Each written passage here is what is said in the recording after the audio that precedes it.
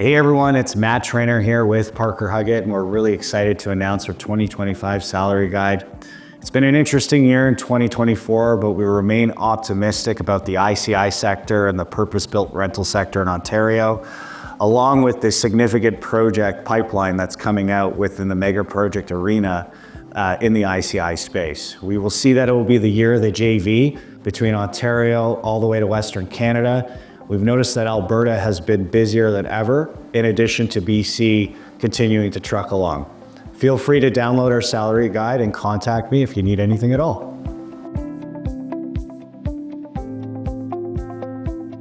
Great news for the civil sector that will continue to be very busy through 2025 across the GTA. With some major transit projects hitting construction phase next year, in addition to some new civil and transit project awards, we will be looking to connect with top construction professionals with project experience on airports, bridges, and rail for a variety of opportunities.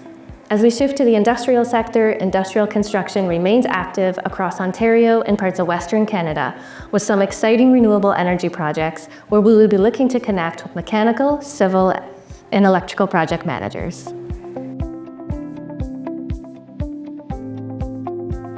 The volume of commercial work in Toronto in 2024 hasn't quite rebounded to pre-pandemic levels, but institutional work continues to keep everyone busy, with some leading contractors still seeing year-on-year growth as a result.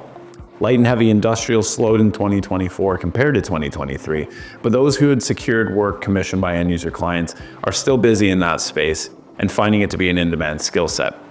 With so many major and complex projects stealing the focus this year, the pursuit and development of those projects created a calmer environment compared to the hyper-competitive and reactive hiring we saw in recent years.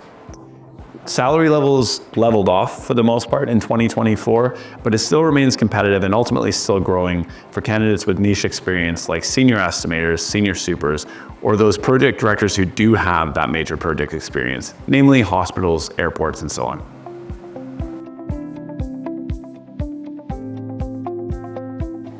The real estate market in Toronto is going to remain slow with new home sales in 2025. However, developers are switching tracks and taking advantage of incentives to build purpose-built rentals, seniors housing, low-income housing, and construction management firms seem to be picking up a lot of this work as well. So there are opportunities in the residential space, just not necessarily in condos.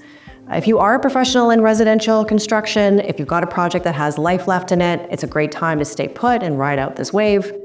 If you are expecting a layoff or you're looking to make a change, investigate the ICI building space. It's quite busy, there's lots of opportunity. You just have to be reasonable and flexible with your salary expectations.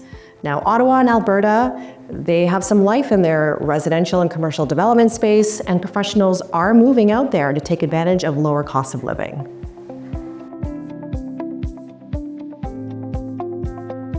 So this past year in Ottawa was relatively stable. However, it was slower than recent years.